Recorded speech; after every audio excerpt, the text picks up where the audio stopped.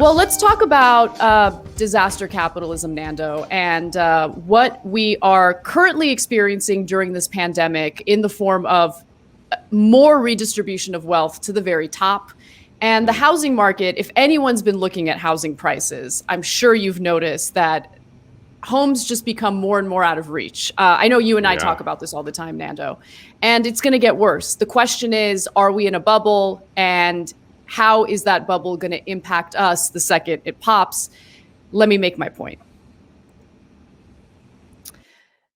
Cops clashed with demonstrators in Los Angeles just a few weeks ago as the city violently forced a growing homeless encampment out of Echo Park.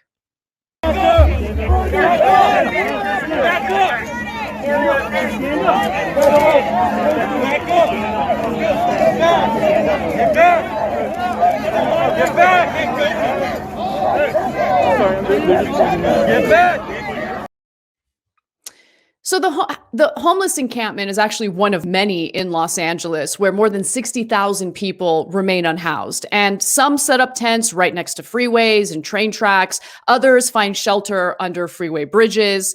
But what was sold to Angelenos as a solution during the coronavirus pandemic has actually turned out to be a massive failure. So Los Angeles County, under the direction of Governor Gavin Newsom, began renting vacant hotel rooms to people for people, but that project actually didn't even really make a dent. Remember, we have about 60,000 unhoused people in Los Angeles. And so when the Los Angeles Times looked into this to figure out just how much Operation Roomkey housed people, they found that as of February, the county was renting 12 hotels with just 1,350 rooms through a program known as Project Roomkey. It plans to keep 11 of those 12 sites open through September at the latest, meaning that this is just a temporary solution to, I guess, deal with the pandemic. But even the temporary solution wasn't good enough. And to be clear, local officials didn't even really try to get reimbursed for the hotel rooms that they paid for. The Biden administration promised to reimburse the rooms for up to 100%. And we also learned from the LA Times that the county has requested $73 million from FEMA for Project Roomkey and has received $12.4 million. The city government has yet to request any money from FEMA for what it has spent on the hotel program. So they just kind of gave up, even though the Biden administration told politicians in Los Angeles, don't worry, we will reimburse you. They just kind of stopped applying to get that money. And now one housing advocate argues that there is federal money on the table.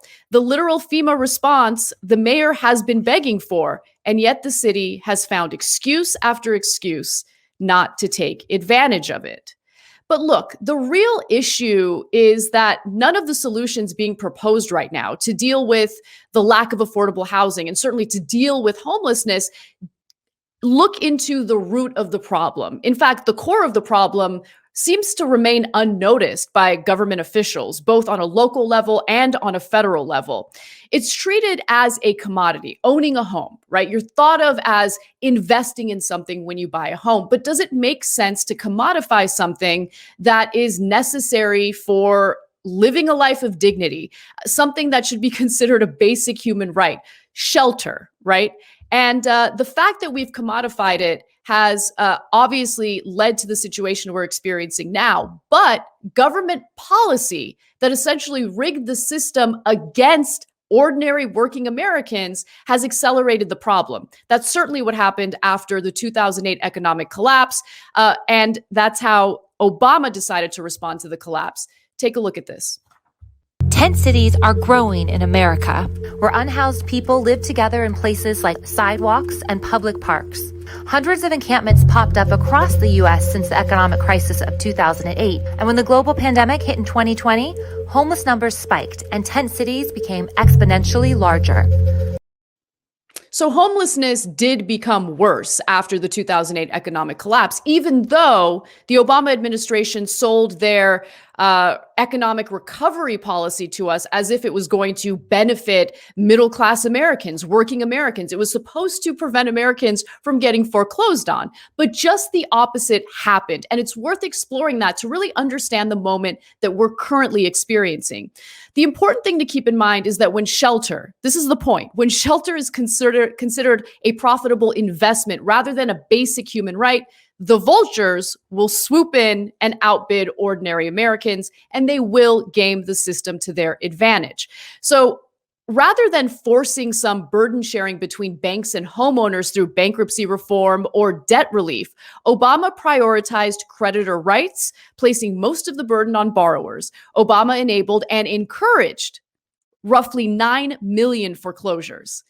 And when that happened, the vultures came in. As the Wall Street Journal notes, financiers stepped in starting in 2011 and gobbled up foreclosed homes at steep discounts. They dispatched buyers to courthouse auctions with duffel bags of cash. They dominated the market for a few years, accounting for about a third of sales in some markets. There wasn't much competition. Banks made it harder for regular home buyers to get a mortgage.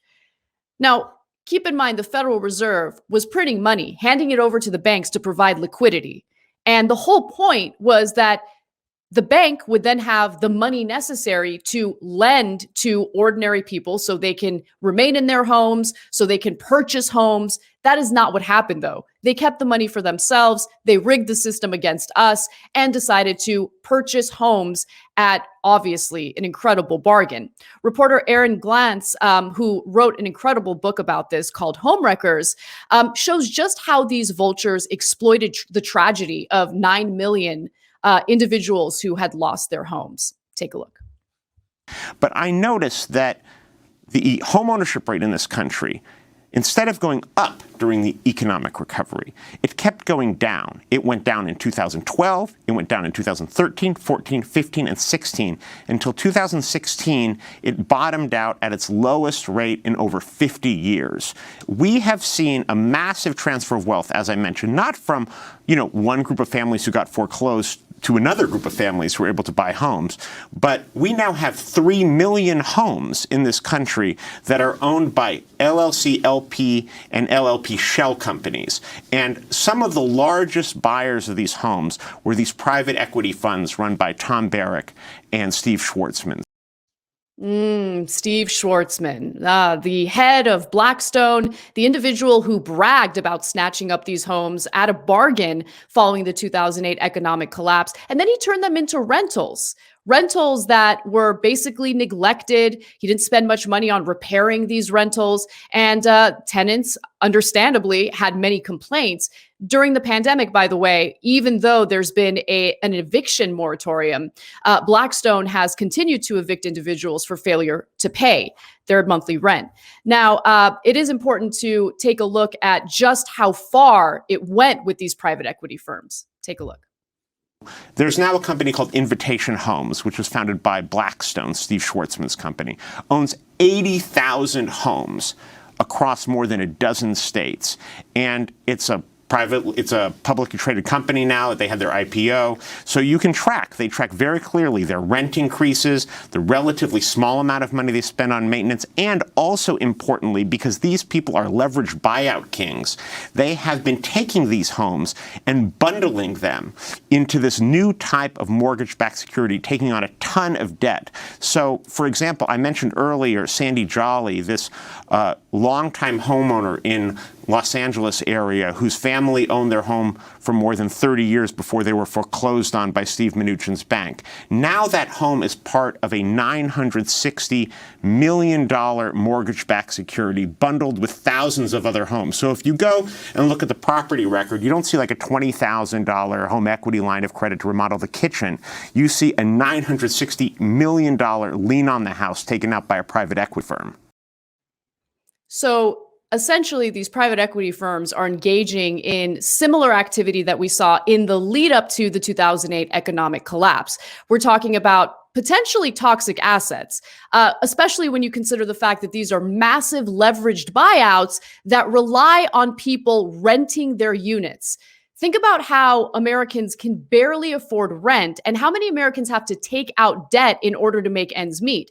If the Federal Reserve increases how much it costs to borrow by increasing the interest rates, well, it would impact ordinary Americans who rely on credit in order to be able to pay their bills. And if they can't make their rent, what happens to all that outstanding debt that these private equity firms have? Anyway, that'll be a story for another time. But let's get back to what these private equity firms did after 2008 and how it's only been accelerated during this economic instability as a result of the pandemic. We, the US taxpayers, not only had to bear the brunt of the economic collapse, but when it came to essentially helping these banks and helping private equity firms purchase these homes, keep in mind that we subsidize part of it. I mean, it's a little complicated to understand, but Aaron Glantz does a good job explaining it in this next clip. When all of these bad loans came due and there was massive foreclosures, we, the taxpayers, the government, subsidized those foreclosures. And there were a lot of people who lost money during that time, but there were also people who bet on these failed banks and received government support to foreclose. And that included, as you mentioned, Steve Mnuchin, who's now our Treasury Secretary. He and his group of other investors, including George Soros, John Paulson, Michael Dell, the founder of Dell Computer, came in and bought IndyMac Bank, which was this failed Pasadena, California bank, and then proceeded to foreclose on over 100,000 families, including 23,000 seniors. Now, under the deal that he made with the government to acquire this bank, which the government owned because it failed, he and his investors paid the government nothing. And then, although he invested some of his own money in the bank, we then paid him to subsidize his foreclosures. And documents that I obtained under the Freedom of Information Act show that we paid his group more than $1 billion. We subsidize the foreclosures. I mean, if people don't think that this system is broken, I don't know what a broken system would look like. The 2008 economic collapse obviously was a crisis created by Wall Street, but it was a crisis that they not only got rich from, they only became richer after the crisis, thanks to policies that were sold to the American people as policies that would help us, as policies that would hold Wall Street accountable. But quite the opposite happened. And that brings us to where we are today. Private equity firms with billions and yield-chasing investors currently are snapping up single-family houses to rent or flip. They're competing for houses with ordinary Americans, people like us, and driving up the value of these homes. Now, some of these specific examples are important to take a look at because it's not about, oh, we don't have enough homes in construction. We need to do away with these zoning laws. I mean, we've heard about all of these like Band-Aid fixes, but at the heart of the issue is literally we're seeing developers building entire communities of new homes and then not selling it to couples looking for a starter home. What they're doing is selling the entire neighborhood that they just built to private equity firms, which then turn around and rent them out. The private equity firms aren't interested in selling individual homes to people looking for a place to live. And look, keep in mind that since owning a home is considered an investment under this system, it's really the only way that average working people can build wealth, right? Buying a home and then seeing the value of that home increase over the years. That is one of the only ways left for ordinary Americans to build wealth. But when you have private equity firms snatching up entire neighborhoods that were built intentionally for them to snatch up, then we've got a problem. And so the Wall Street Journal actually did a pretty good report on this, and they gave specific examples, including D.R. Horton, Inc., which built 124 homes in Conroe, Texas, rented them out, and then put the whole community, Amber Pines at Foster's Ridge, on the block. A who's who of investors and home rental firms flocked to the December sale. The winning $32 million bid came from an online property investing platform, Fundrise LLC, which manages more than $1 billion on behalf of about 150,000 individuals. And what about Los Angeles, where homelessness is obviously much more pronounced than any other part of the country? There's homelessness everywhere, but 60,000 unhoused people in Los Angeles County alone obviously shows that we've got a real problem here. And what we hear from our local lawmakers is that we just need to do away with zoning laws, right? It's just that we're not constructing enough homes. But it looks like we are constructing homes for private equity firms. Madison Realty Capital closed a $110 million loan on a project in Los Angeles where 220 of the nearly 700 home sites are being sold to investors. The original plans, derailed by the housing crash, didn't envision any rentals. So while Angelenos keep hearing about the lack of building, the opposite is really true. I mean, you can see it if you live in LA. You can see the high-rise luxury condos. You can see the high-rise luxury apartments that sit vacant. But the problem is, obviously, the housing that's being built is being built with the sole purpose of making the rich richer.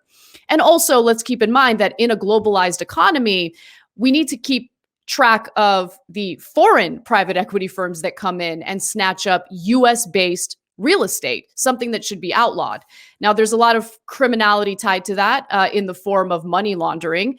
But then there's also just private equity firms looking for a place to park their money and get rich. Foreign investors barely registered in these markets a few years ago. Now they account for nearly a third of institutional investment in single family rental homes.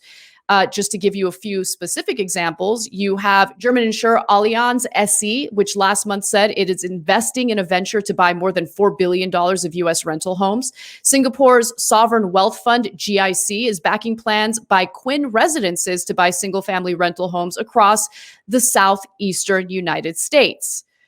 And the pandemic has been particularly brutal to the personal finances of millions of Americans. We've had the moratorium to prevent people from getting evicted or foreclosed on. Now, of course, people have still been evicted, but what happens once that moratorium is lifted, and just how many Americans are currently in forbearance? Well, the Mortgage Bankers Association in their latest report found that 2.3 million homeowners are in forbearance plans.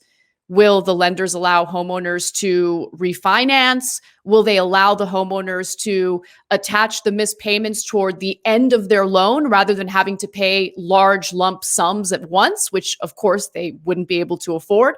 Are we going to deal with mass foreclosures? Well, it looks like we might. And if we don't have solid government policy to prevent that from happening, we're going to see more private equity firms come in and snatch up these single family homes and essentially rent them out for themselves. And Blackstone doesn't even hide the fact that they're doing this. I mean, here's one recent headline. Well, it's from September of 2020 from Bloomberg, showing that Blackstone to boost mobile home bet with $550 million deal. I mean, they're snatching up properties, low end, high end, it doesn't matter. And also, the private equity giant Blackstone is leading a group of investors in a $300 million minority investment in Tricon Residential Inc., which owns and manages more than 30,000 single family rental homes and multifamily units in North America. And look, it should be terrifying considering that Blackstone doesn't care about the moratorium and has decided to evict its own tenants in the middle of this pandemic. That's the dystopian world that we're living in now, and it's only going to become far more dystopian in the future because we don't even hear Congress talking about this issue. And why do we have foreign investors buying homes in the United States when we have a housing crisis? Office buildings will also be freed up as more people work from home. And so Glenn Robbins, who's over at Jacobin, writes, a better model will be to revisit what happened in parts of London in the late 1960s and early 1970s when hundreds of privately owned, badly managed or empty homes were taken into public ownership. Similar things happened during the same period in the fire-ravaged Bronx through cooperatives. And look, that actually is a great idea. making these homes owned by the government to ensure that public housing is available for people makes more sense than what we're experiencing now. But remember, disaster capitalists under the system that we're living in right now never miss a good crisis. And so here's one private equity guy who noticed that commercial real estate's in trouble. So he's decided to buy it at a bargain. Take a look. Hotels are in deep trouble. The share of hotels currently behind on their mortgages rose to just over 18% in December, according to Fitch Ratings. That's even worse than retail real estate. But it creates an opportunity for investors like Peters to buy properties to convert at bargain basement prices. It's kind of a win-win-win. The community wins, the residents win, the investors win. Now, Peters has 2 other hotel conversions under contract, one in Minnesota and one in South Dakota, which he's getting for about half the value it was appraised at 3 years ago. He compares this with what happened during the subprime mortgage crisis a decade ago. Millions of homeowners defaulted on their mortgages, and investors came in to buy the properties and convert them into rental housing. So you're going to see a lot more of this soon.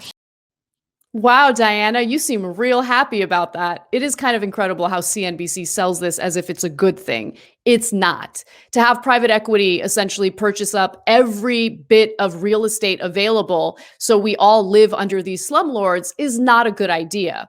But again, we got to get back to the core of the issue. Real estate is seen as a hot investment opportunity. It's seen as a commodity when in reality, it should be seen as a basic human right. When you have a profit model behind something, that's when the vultures come in, and that's when they clearly will game the system against us. And that's obviously what's happened here. What we need to have is a true focus on public housing. We need to ban foreign investment in residential real estate at least. And one other thing to keep in mind is maybe there should be a limit on the number of properties an individual can buy or a company can buy. The fact that wealthy people can just snatch up dozens of homes across the country also doesn't make sense when we keep hearing this argument that we have a lack of homes available. Obviously, the system is broken and Americans are suffering as a result of that. FDR had good solutions to this, but it didn't really deal with the core issue, something that obviously something that Wall Street and private equity firms have been able to roll back throughout the years to further game the system to their advantage. So we're experiencing this right now, Nando. I was really lucky to get into the market before it became completely unattainable, and I bought a little condo, and I'm happy here. But buying a house is just, it's never going to happen with the way things are going. Yeah, I mean, it's in the point you make about foreigners. I mean, it's not to become some sort of ardent nationalist. It's more about the fact that housing needs to be for the people that live there, here. Yeah, exactly. It needs to, for obvious reasons. I'm from Miami, and it's been crazy to see in the last couple decades how the city has transformed into a sort of playground for largely Latin American oligarchs, but also Russian oligarchs and just wealthy people from around the world, while the residents of Miami are living under some of the highest housing burdens in the country, meaning the ratio that they pay on average in housing vis-a-vis wages. And so you have to do something to put a stop to that, because there's plenty of buildings being built in Miami. I mean, just look at, there's cranes everywhere, and every time I go back, there's 3 new buildings in downtown or in Brickell. But the vast majority of that is just being bought up by wealthy Venezuelans or Brazilians or Colombians or whatever, and it's not really being used for the benefit of the people who actually have to live and work in Miami. I mean, this is true also in New York. If you look at Midtown Manhattan on any given night, I mean, it's crazy just how empty these buildings in one of the most desirable real estate markets in the world. I mean, it's crazy. It's Manhattan, really Yep. Just one of I think the densest area in the United States. It's just large swaths of it are fully fully empty. So yeah, it's crazy to me how not of a political issue this is. You know, like you'd think I there's know. nothing more fundamental to someone's life, you know, outside of like food, shelter, you know, Yeah. and the breadth and depth of the crisis is just so deep that it's bizarre to me that there's no I don't know, that there's not more being discussed about this. And you're right that the solution is public housing in some way, you know, just vast expansion of public housing with things like rent control as well, and a ban on foreign investment. I mean, it's crazy, but it's really infuriating just how bad the problem has become. It's so bad. I mean, you see it. There isn't a single part of LA County that doesn't have a massive encampment in it. You know, I mean, you see it right in front of you. There are fires, like outdoor fires, because they, you know, they'll have propane or whatever just to keep warm at night. And it's amazing how many people complain about it. It's amazing how people complain about how much they're personally spending on housing every month. But it seems like people have difficulty kind of connecting the dots, right? There's still like this mentality of, oh, well, if they're homeless, they did something wrong to get there. But honestly, any worker in this country is one medical emergency away from finding themselves in a similar spot. And LA County, for instance, just to mention one other point that I think is important, LA County was considering taxing landlords who have vacant units because there are more than 100,000 vacant units in Los Angeles alone. And obviously we have 60,000 homeless people. Like, let's figure out like how we can get these units rented. And so the idea was, if you're not renting it, we're going to tax you to give you a disincentive to keep it vacant. And this LA City Council just brushed it under the rug. Like, no, we're not interested. And I suspect it's because a lot of these empty units are owned by these big developers who like the tax benefits that they get for having these empty units and don't want to rent them out. You know, there's just so much shady crap going on, and it drives me crazy. It's an important story. Yeah, no, it's part of the illogical nature of the capitalist system we live in, where we have people out living on the streets and we have empty homes. I mean, that fundamentally is a political failure that needs to be resolved, you know, urgently. So, yeah.